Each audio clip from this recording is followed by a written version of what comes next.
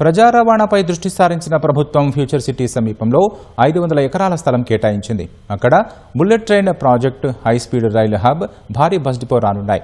మరిన్ని వివరాలు రవాణా శాఖ మంత్రి పొన్నం ప్రభాకర్తో మా ప్రతినిధి శ్రీపతి శ్రీనివాస్ ప్రత్యేక ముఖాముఖి ప్రత్యక్ష ప్రసారం ద్వారా చూద్దాం. ఎస్ రాకేష్, హైదరాబాద్ మహానగరం విశ్వవ్యాప్తంగా అభివృద్ధి చెందుతుంది. విద్య, వైద్య, ఉపాధి అవకాశాల కోసం నగరానికి ప్రతిరోజు వేలాది మంది తరలి వస్తున్నారు. మారుతున్న జీవనశైలికి అనుగుణంగా, ప్రజల అవసరాలకు అనుగుణంగా రవాణా వ్యవస్థను మెరుగుపరచడంపై ఆ రవాణా శాఖ దృష్టి సారించింది. మరి దీనికి సంబంధించి రవాణా శాఖ ఎటువంటి నిర్ణయం తీసుకుంటుంది? ఇప్పటికే ఉన్నటువంటి జేబీఎస్ కావచ్చు, ఎంజీబీఎస్ కావచ్చు, వాటికి అదనంగా మరో 3 టర్మినల్లను అందుబాటులోకి తీసుకురావాలని చూస్తుంది. అవి ఎక్కడెక్కడ రాబోతుంది, వాటిలో ఎటువంటి సౌకర్యాలు కల్పించబోతున్నారు, దానికి సంబంధించినటువంటి వివరాలు అడుగుదాం. మనతో పాటు రవాణా శాఖ మంత్రి పొన్నం ప్రభాకర్ గారు ఉన్నారు. సార్, ఈ మారుతున్న జీవనశైలికి అనుగుణంగా ప్రజా రవాణాను ఎట్లా అభివృద్ధి చేయబోతున్నారు? తెలంగాణ ప్రజాపాలన ప్రభుత్వం క్యూర్, రేర్ అనేటువంటి ఒక లొకేషన్ సర్కమ్స్టెన్సీ తీసుకున్నప్పుడు ఈరోజు హైదరాబాద్ సంబంధించినటువంటి రింగ్ రోడ్డు లోపల ఉన్న ప్రాంతాలకు పబ్లిక్ ట్రాన్స్పోర్ట్ విస్తీర్ణాన్ని పెంచాలనేటువంటి సంకల్పాన్ని తీసుకొని ముందుకు పోతా ఉన్నాం. అందులో భాగంగా ఈ మధ్యలో జరిగిన గ్లోబల్ సమ్మిట్ 2047లో కూడా పబ్లిక్ ట్రాన్స్పోర్ట్ సిస్టమ్ని ఎట్లా ఇంప్రూవ్మెంట్ చేయాలనేటువంటి ప్రత్యేకమైన ఎజెండాతోటి మేము అందులో డిస్కషను, డిఫరెంట్ కంట్రీస్ లేదా ఇక్కడ ఈవీని ఎట్లా ఎంపవర్మెంట్ చేస్తూ దాన్ని ఎట్లా పాలసీ అడాప్ట్ చేసుకోవాలని అనేక సందర్భాలు చర్చలు చేసినాం. ఈరోజు క్యూర్ పరిధి లోపల ఉన్నటువంటి ఇన్ఫ్రాస్ట్రక్చర్ సరిపోదు, కొత్తగా ఈవీ బస్సులు వస్తూ ఉన్నాయి, ఛార్జింగ్ స్టేషన్లతో సహా అనేకమైనటువంటి ఇంటర్నల్ ఇన్ఫ్రాస్ట్రక్చర్ ప్రోగ్రెస్ చేసుకోవాలనే ఆలోచనతో తెలంగాణ ప్రభుత్వం గౌరవ ముఖ్యమంత్రి రేవంత్ రెడ్డి గారు గాజల రామారంలో దాదాపు ఒక 100 ఎకరాలు, అదేవిధంగా ఆరాంగఢ్లో పోలీసుకు మా స్థలాన్ని ఇచ్చి పోలీసులు వాళ్ళ స్థలాన్ని మేము తీసుకుంటే ఆ రోడ్డు మీద ఒక మంచి బస్ టెర్మినల్ వస్తుంది. దాంతోపాటుగా రింగు రోడ్డుకు అన్ని జిల్లా కేంద్రాల నుంచి వచ్చేటు రింగు రోడ్డు దగ్గర ఒక terminals, all ring roads, even Nalgonda side కావచ్చు, లేకపోతే వరంగల్ సైడ్ కావచ్చు, కరీంనగర్, మెదక్, అన్ని రింగు రోడ్ల ప్రాంతంలో స్థలం తీసుకొని అక్కడ టెర్మినల్స్, జిల్లాల నుంచి వచ్చే బస్సుల్ని అక్కడి నుంచి లోపలికి ఇంటర్నల్ సిటీ బస్సులన్నింటినీ కూడా మూవ్మెంట్ చేసే విధంగా, అదేవిధంగా మెట్రో రైలుకు సంబంధించి కావచ్చు, మిగతా ఇక్కడ ఉన్నటువంటి అన్ని కనెక్టివిటీస్కి పెంచాలనే ఆలోచనతో చేస్తాను. అందుకే ఈ మధ్య ఎప్పుడో 20-30 ఏళ్ల కింద ఉన్నటువంటి బస్సు నెట్వర్క్ను దాదాపు 330-40 కొత్త కనెక్టివిటీ ఏరియాస్ పెంచడం వల్ల దాదాపు 7 లక్షల మంది ప్యాసింజర్స్కు పబ్లిక్ కనెక్టివిటీ పెరిగింది. ఆ విధంగా మొన్న కూడా శాసనసభ జరిగేటప్పుడు కూడా తెలంగాణ వ్యాప్తంగా ఎమ్మెల్యేలందరినీ పిలిచి ఆర్టీసీ అధికారులతో ఫేస్ టు ఫేస్ ఇష్యూస్ మీద రిజాల్వ్ చేసినాం.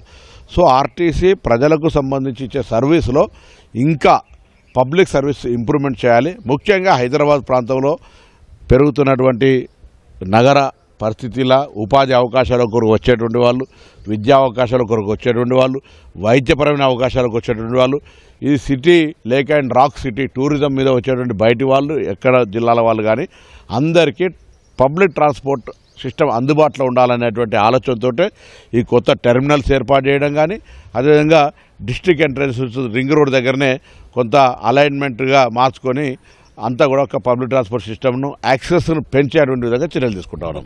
ఈ వాయు కాలుష్యాన్ని తగ్గిద్దాం, స్వచ్ఛ హైదరాబాద్ నిర్మిద్దాం, అందులో భాగంగా మీరు ఇప్పటికే 2000 పైచీలకు ఈవీ ఎలక్ట్రిక్ బస్సులను తీసుకురాబోతున్నారు. అవి ఈ బస్సు టెర్మినల్కు అనుసంధానంగా పనిచేస్తాయి. ఇప్పుడు ఉన్నటువంటి డీజిల్ బస్సులను ఏం చేయాలనుకుంటున్నారు? డీజిల్ బస్సులు అన్నీ జిల్లాలకు పోతాయి, ఇక్కడ ఫేజ్డ్ మేనర్లో వెళ్తాయి. ఫేజ్డ్ మేనర్లో ఆ బస్సులు ఇక్కడికి వస్తే ఇప్పుడు ఉన్నటువంటి డిపోల్లో ఎక్కడెక్కడైతే కన్వీనియంట్ స్ట్రక్చర్ ఉందో అక్కడ స్కోప్ ఇస్తాం. దాని తర్వాత కొత్త ఇంకా అవసరం ఉన్నాయి కూడా ముఖ్యమంత్రి గారు కూడా చెప్పినా, ఈ మధ్య హైడ్రా ద్వారా తీసుకున్నటువంటి స్థలాల్లో కూడా పబ్లిక్ కన్వీనియంట్ ఉంటే వాటిని కూడా ఈ రవాణా శాఖ ట్రాన్స్పోర్ట్కి ఇస్తే బస్సులకు సంబంధించిన దాని మీద కొంత కన్వీనియంట్ అంటే పబ్లిక్ ట్రాన్స్పోర్ట్కు ఫెసిలిటేటెడ్గా ఉన్నటువంటి ప్లేసెస్ను ప్రభుత్వం ఇవ్వడానికి సిద్ధంగా ఉంది. అది ఏ శాఖదైనా పర్వాలే ఇస్తామనే మాట. ఎందుకంటే హైదరాబాద్ నగరం అంత వేగంగా అభివృద్ధి చెందుతున్నప్పుడు పబ్లిక్ ట్రాన్స్పోర్ట్ సిస్టమ్ కూడా అంతే సమానంగా పెరగనట్టయితే నగరం అంతా ట్రాఫిక్ తోటి ఇబ్బంది ఏర్పడేటటువంటి పరిస్థితి ఉంటుంది. కాబట్టి అందుకే రైలు మెట్రో విస్తీర్ణం కావచ్చు, ఎంఎంటీఎస్కు సంబంధించిన కనెక్టివిటీని అనుసంధానం చేయడం కావచ్చు. ఇప్పుడు ఎంఎంటీఎస్ సంబంధించిన సెంటర్స్ ఉన్నాయి, అక్కడి దాకా బస్సు కనెక్టివిటీ లేకపోవడం వల్ల దాని ఆక్యుపెన్సీ కూడా తక్కువ ఉంది. సో దాని రివ్యూలో కూడా ఆర్టీసీ తరఫున ఇన్వాల్వ్ చేసి ఆ లాస్ట్ మైల్ పాయింట్ దాకా తీసుకునేటువంటి కార్యక్రమంలో భాగంగా ఒక సమగ్రమైన ప్రణాళిక చేస్తున్నాం. ఫేజ్ 1 కింద క్యూర్ ఏరియాలో మొత్తం రింగ్ రోడ్ల దగ్గర నుంచి క్షేత్రస్థాయి దాకా ఆ కార్యక్రమం తీసుకొని ముందుకు పోతా ఉన్నాం. ఎలక్ట్రిక్ బస్సులను పెంచడమే కాదు, వాటికి సంబంధించినటువంటి మౌలిక సదుపాయాలు కావచ్చు, లేదంటే ఛార్జింగ్ స్టేషన్లు కావచ్చు, వాటిని మీరు అందుబాటులోకి తీసుకొచ్చేలాగా ఎటువంటి ప్రణాళిక చేస్తున్నారు? ఇది అందులో అంతర్భాగమే. ఎట్లెట్లా బస్సులు వస్తూ ఉంటాయో, ఎక్కడెక్కడ బస్సులు నడపాలనో, ఉదాహరణకు ఇప్పుడు జిల్లాల నుంచి హైదరాబాద్ నడిచే బస్సుల్లో అది ఆల్రెడీ ఆ బ్యాటరీ ఛార్జింగ్ స్టేషన్స్ పెట్టడం జరిగింది. ఇది 2018 నుంచి ప్రక్రియ ప్రారంభమైంది. కొంతమంది ఏదో ఇప్పుడే మేమే కొత్తగా తీసుకొస్తున్నామని, ఇది రాష్ట్ర ప్రభుత్వం కూడా కాదు. రాష్ట్ర ప్రభుత్వం నుంచి మేమే కొనుక్కోవడానికి ఆ సబ్సిడీ ఏదో మాకే ఇవ్వండి, రాష్ట్ర ప్రభుత్వం నుంచి మేమే కొనుక్కొని ఆపరేట్ చేస్తామని చెప్పినాం.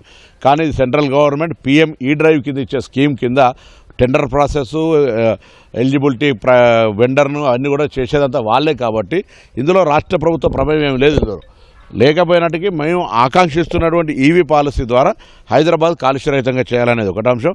దీని తర్వాత కూడా ఒక కన్ఫ్యూజన్ క్రియేట్ చేసే ప్రయత్నం చేస్తారు.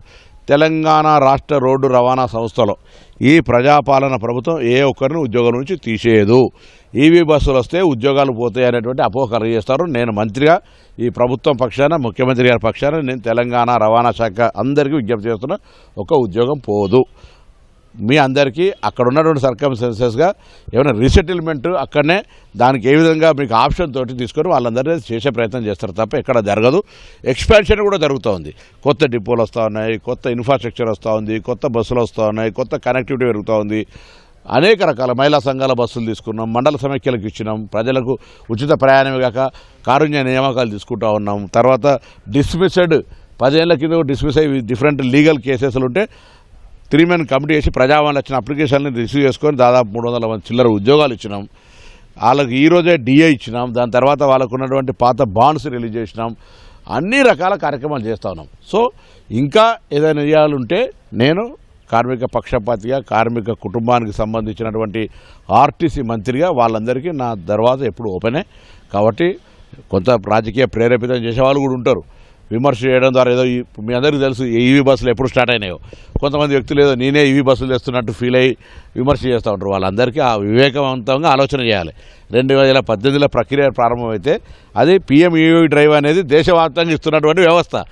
అది కూడా వాళ్ళు అనాలోచితంగా విమర్శ చేస్తే దానికి అటువంటి వాళ్ళకి రెస్పాండ్ కావడం కూడా తప్పే అవుతుంది. కాబట్టి తెలంగాణ ప్రజాపాలన ప్రభుత్వం రేవంత్ రెడ్డి గారి నాయకత్వంలో క్యూర్ ఏరియాలో పబ్లిక్ ట్రాన్స్పోర్ట్ సిస్టమ్ కనెక్టివిటీని పెంచుతూ కాలుష్య నివారణకు సంబంధించి ఈవీ బస్సుల విధానాన్ని కూడా తీసుకొస్తూ అవసరం ఉన్న దగ్గర ఇన్ఫ్రాస్ట్రక్చర్, కొత్త బస్ టెర్మినల్స్ను, అదేవిధంగా రింగ్ రోడ్డు సిటీ ఎంట్రన్స్లోకి వచ్చే సందర్భంలో అక్కడ కూడా అలైన్మెంట్ పాయింట్స్ను ఏర్పాటు చేసుకొని మేము పికెట్ కట్టినాడు ఏం లేదు.